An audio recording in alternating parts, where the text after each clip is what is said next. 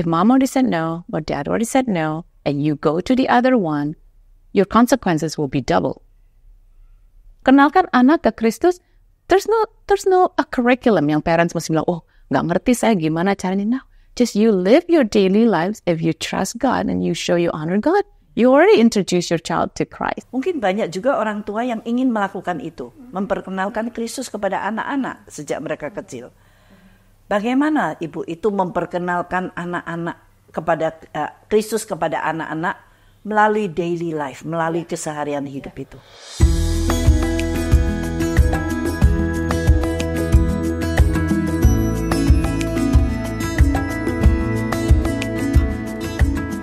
Shalom Bapak Ibu, para orang tua dimanapun Anda berada. Jumpa lagi dengan saya Sukarmini melalui Cherry's Parenting Podcast. Saya adalah ibu dari 3 orang anak yang sudah dewasa dan saya memiliki 2 orang cucu. Membesarkan dan mendidik anak adalah satu panggilan sorgawi yang paling tinggi untuk orang tua. Bersama saya saat ini adalah Ibu Endang Poli.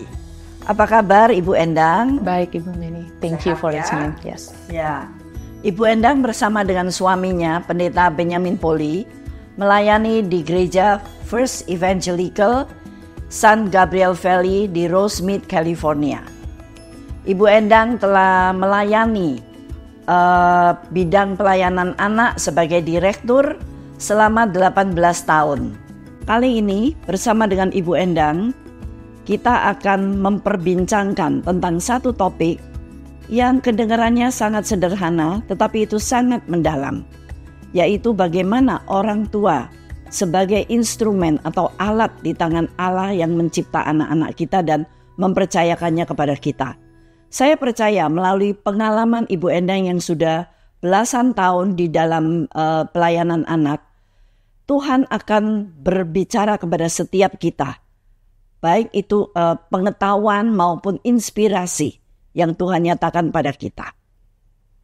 Karena itu, pertanyaan saya yang pertama kepada Ibu Endang adalah, kita melihat bahwa di zaman sekarang semakin banyak orang tua yang mementingkan keberhasilan dalam hal keuangan, di dalam hal reputasi, di dalam hal karir dan lain sebagainya.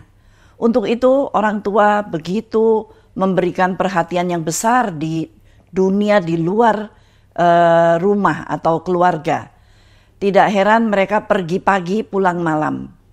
Nah, ini juga yang membuat anak-anak itu akhirnya tidak ada koneksi dengan orang tuanya.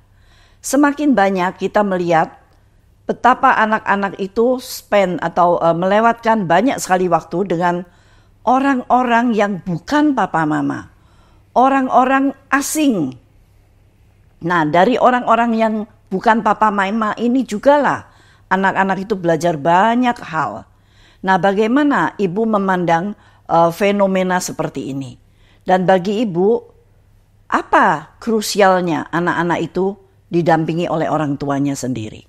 Right. Well, also among Asian parents, I think in general they see their children's successes as their own successes. Yeah. Kecenderungan orang Asia ya Bu. Yeah. Sukses anak adalah segala-galanya. Yeah. So their identity is on the children's successes, right? Yeah. Therefore, seperti yang Ibu Mini bilang, mereka semua kerja keras. Dua-duanya kerja, ibunya kerja, bapaknya kerja, yeah, and to achieve the success that they want, right? And like what you said, jadinya spending time sama anak-anak itu lebih sedikit, ya. Belum lagi anak-anak dikirim ke extra lessons, this lesson, that lesson. Les ya, kami les. Jadi, ya.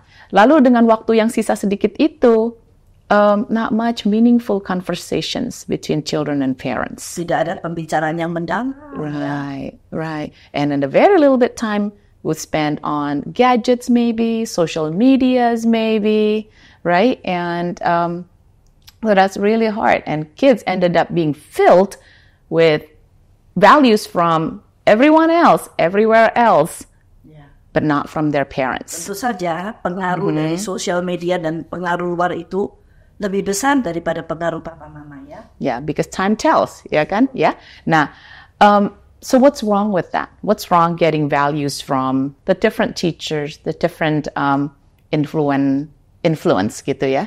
I want to unpack Deuteronomy 6:6-9. Okay.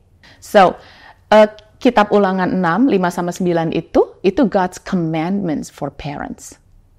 That's God's commandment for parents, right? When it's a command, it's not optional. Oh, jadi harus, wajib. It's a must. Yeah, wajib, bukan pilihan. Right. That's commandments. God did not command other people. God commands the parents for the children, right? So when the parents don't obey God's command, parents tidak patuh atau taat kepada perintah Tuhan, biasanya anak-anak juga tidak taat atau tidak patuh, kan? Tergantung orang tua, ya. Yeah, karena kan, there's in English there's a monkey sees, monkey does. Apa yang dilihat itu yang dikerjakan anak, ya kan? So let's unpack the Deuteronomy 6:9 ya. Saya bahas dari yang bahasa Inggris ya, saya pakai NIRV. Okay, number 5. I added the word you in front. Okay, you love the Lord your God with all your heart, with all your soul, with all your strength. Do your children see you love the Lord your God with all that you have? Ayat ke-6. The commandments I give you today must be in your heart. Do you have them in your heart? Yang ke-7, make sure your children learn them. Pastikan ya, anak-anak belajar dari orang tuanya ya. But learn from who, right? We see the next one, it talks about a lot of yous in the next part of verse 7, right? Talk about them when you are at home. Yeah. Talk about them when you walk on the road. Speak about them when you go to bed. Speak about them when you get up. That's a lot of talking, Ibu Mini. Yeah. And then who's supposed to do the talking? Yeah. You. Ayat 8-9 masih banyak mu lagi, Bu Mini ya. Write them down and tie them on your hands as a reminder. It didn't even say write it on your children or tie them up on your children. On you, on your hands as a reminder. Pada right? orang tua, bukan pada anaknya ya. Pada orang tua terlebih dahulu. On your forehead, that's part of, Betul. ya kan? Yeah. And then write them on the door frames of your houses. Betul. Yeah, and write them on your gates. There's so many mu, so many yours, so many you. Mu yang ditujukan kepada orang tua. Right. Jadi, you, nobody else. You. And then when, kapan? Kapannya itu daily. There's no shortcuts. Daily. Tiap hari. Setiap harinya juga bukan sehari sekali. Kalau kita lihat dari firman itu, dibilangnya when you get up, when you go to sleep, on the bed, on the road, when you sit at home. Berarti kan bukan cuma sehari sekali ya, the when. And the where, it's around the house. When you do things in the house. But then the question is, how often the kids are at home around the house with you? They're somewhere else a lot. Ya, jadi pertanyaannya adalah, kok sepertinya yang kita saksikan tidak cocok ya? Anak-anak ada banyak bersama siapa? Apakah ada orang tua yang mu tadi itu ada di dekat anak-anak gitu ya? Right. And do we as parents have enough time to listen to our children's thoughts? To our children's emotions. Nah, ini penting Ibu. Ya, saya pikir kita orang dewasa selalu menuntut, memerintahkan, marah, menyala-nyalakan, tapi jarang kita mau mendengarkan, mengerti perasaan anak-anak, termasuk saya. We all do. Listening to their joy and their frustrations. Do we even have enough time to understand what's going on? Not just quickly giving them a solution. Oh, udah, it's okay. You know, it's your fault or somebody's fault, but not taking the time to listen. To get into the process ya, masuk ke dalam proses begitu ya. Okay. Right? And even, to put God into what's going on daily is important. Like as simple as, this is such nice dinner we have. Look at the fruits and the vegetables. God created them. God is so thoughtful. Those little simple sentences for the young ones. Do we take time for that? Kita tidak mengambil waktu atau kesempatan untuk menghadirkan di dalam pemikiran anak-anak itu bahwa Allah ada dan Allah berbuat yang baik untuk kita, begitu ya. So looking just at 5 verses from 5, 6, 7, 8, 9. How many use? At least 15 in the English versions. Ibu Enda sudah hitung ya, ada 15 mu di dalamnya. Jadi itu penekanannya ya. And about the timing is daily around the clock. Ya, jadi kapan kita melakukan ini? Setiap hari, 24 jam ya. Yeah, so taking our kids to Sunday school once a week, to church service once a week, that is not even the minimum.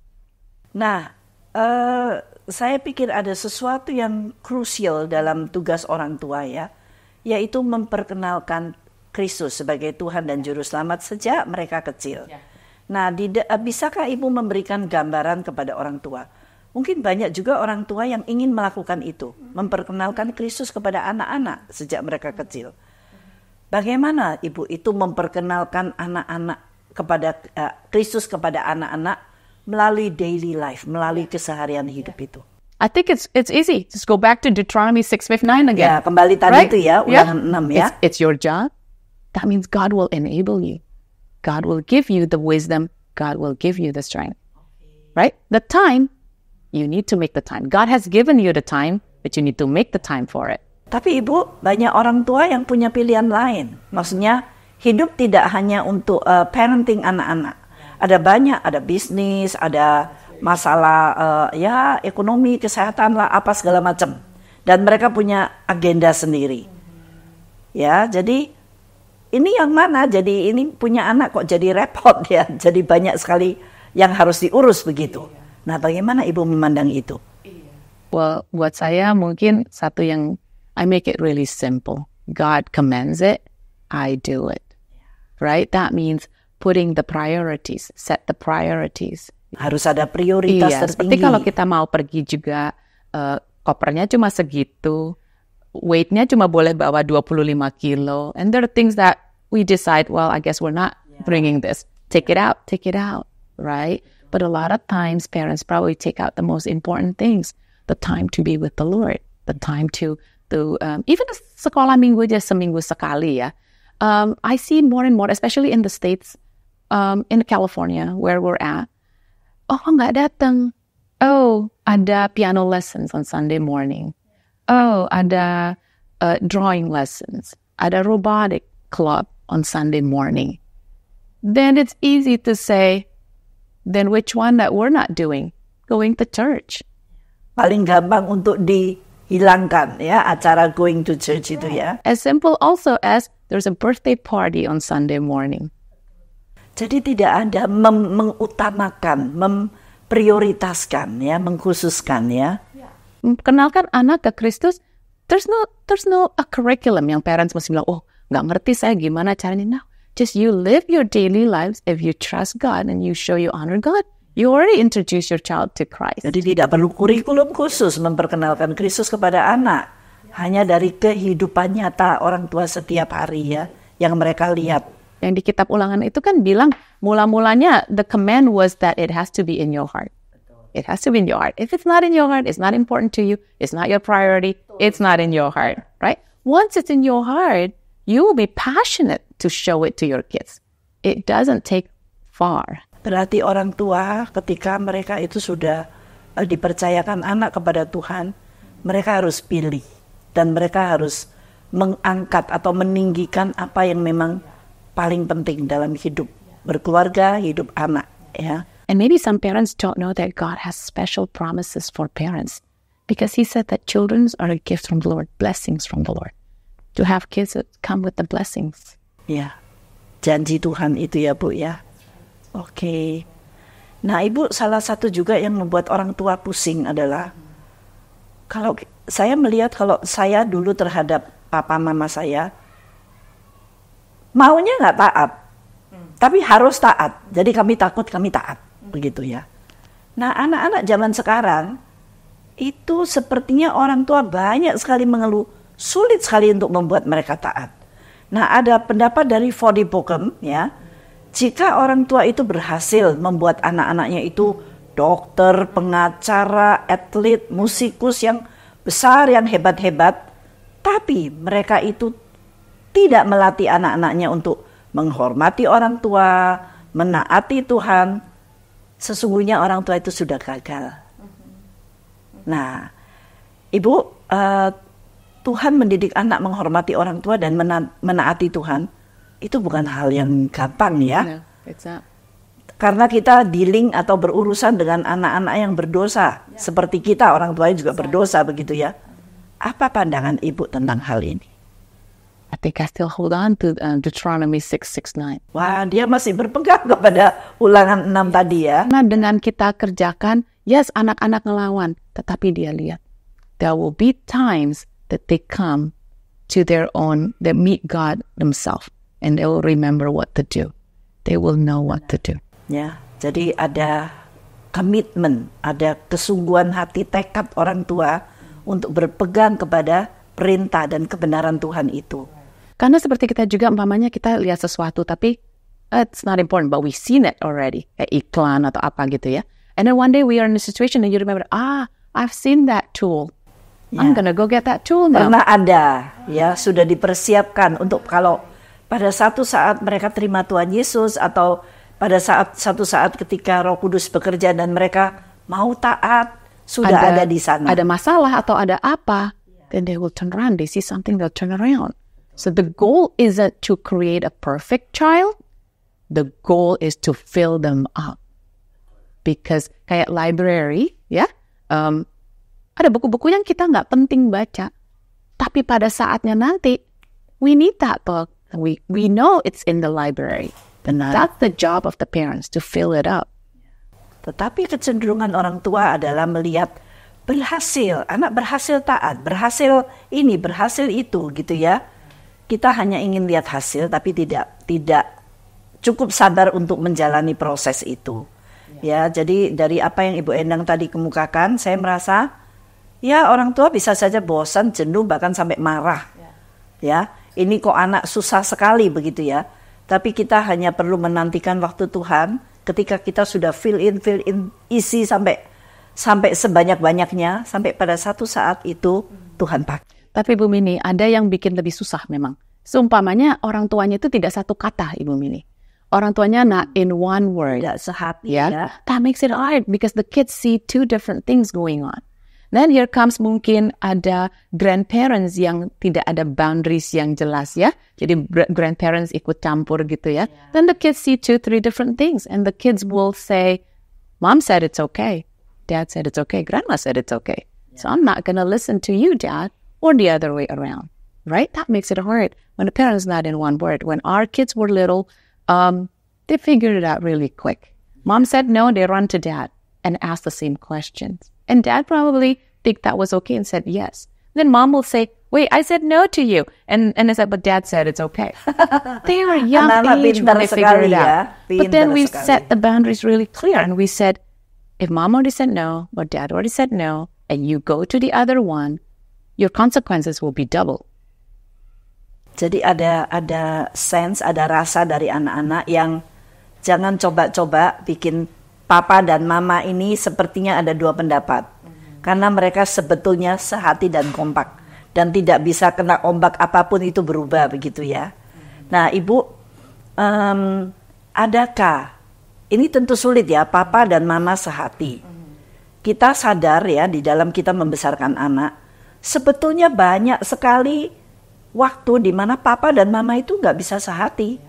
Saya ke kiri, papa itu sukanya ke kanan gitu ya. Nah, apa yang Ibu lihat yang bisa menengahi atau yang membuat mereka itu jadi sehati? Yeah, to begin with, the mom and the dad, they were two different personalities. They grew up differently. And then they commit themselves into marriage. When they commit themselves into marriage, tapi kan lain-lain orangnya ya. So then they cannot just commit, I love you, you love me, let's get married. They need to commit themselves to God together. They need to be willing to, we're gonna, kalau kayak rumah, peralatannya di-adjust gitu ya, to meet everyone's needs, right? And both commit their lives to God. And both studying God's word together. Not Berarti just pray together. God's word ya. Yeah, not just pray together. Firman Tuhan harus menjadi foundationnya. Right. As we study it together, waktu Roh Kudus bekerja itu, kita akan saling get convicted. Oh yeah, that was my weakness. Oh yeah, that's his strength, vice versa. That's why it's important to do it together, right? That needs to happen. And pray together has to happen, right? And that will make us, as much as possible, and it's getting closer and closer to be in one word and in one walk. Yeah?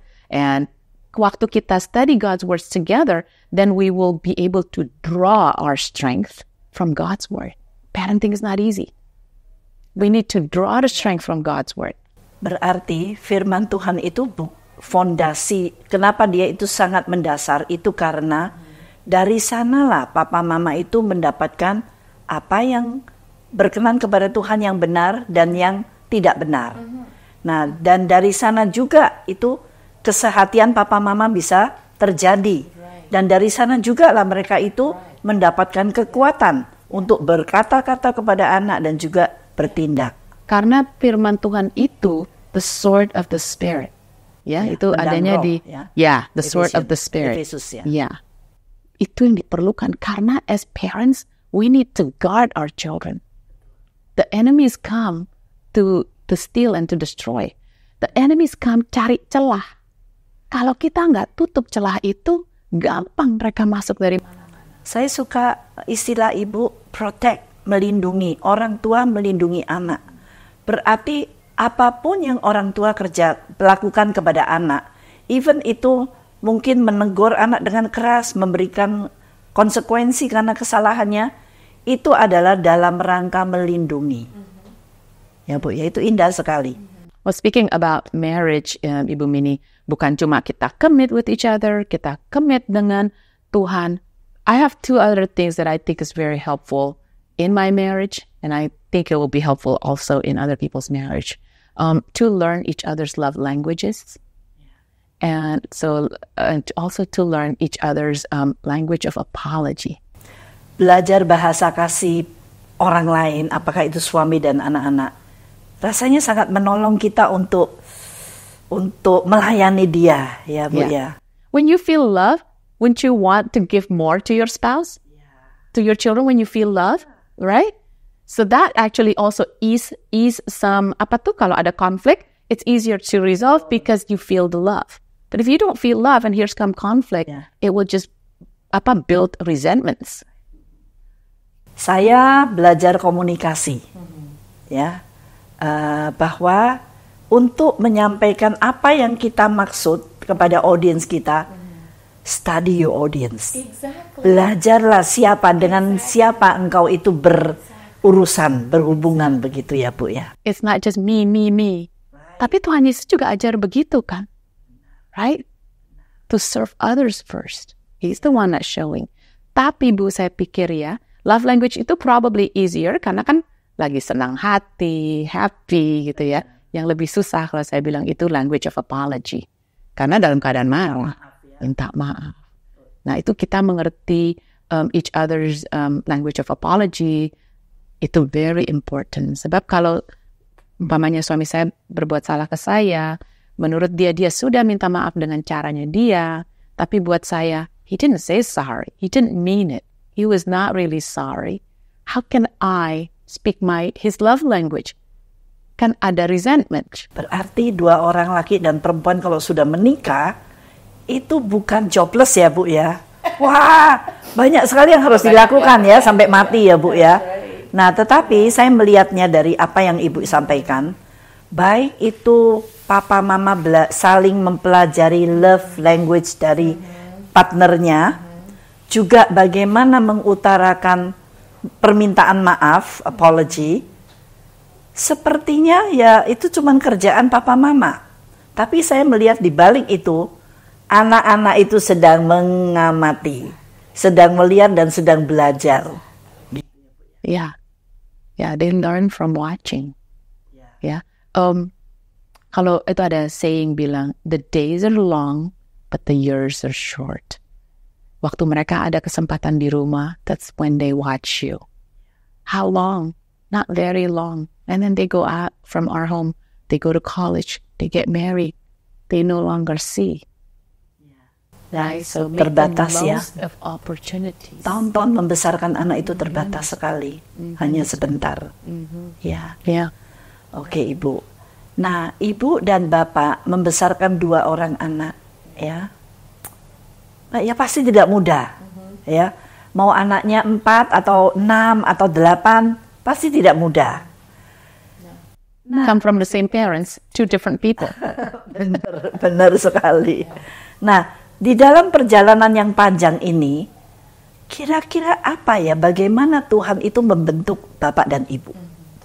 So eventually I realized to be a parent is God's way of being merciful and graceful to me, to change me, to mold me to a better person. Berarti itu kesempatan Tuhan ya untuk membentuk Ibu di dalam anugerahnya.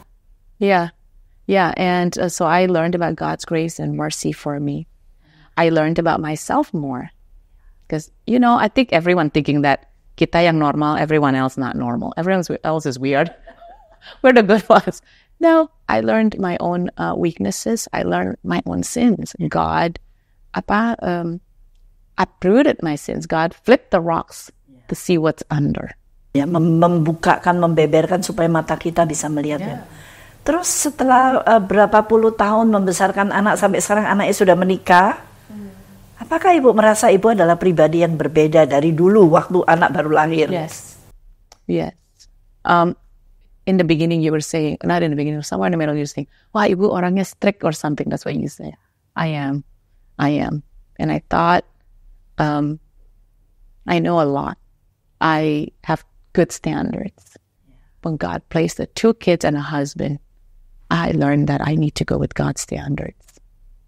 So I learned to be humble. Bukan karena Ibu itu strict dari dulu begitu, tapi karena Tuhan memberikan apa itu ya? Kalau orang sekolah itu memberikan ilmu, memberikan tantangan begitu ya. Dari sana Ibu belajar ya. Oh, actually the other way around. I was strict since I was young, since I was little. But I learned to humble myself and see that what I insist may not be it. And there's other different ways. There are different perspective too. It doesn't have to be always mine.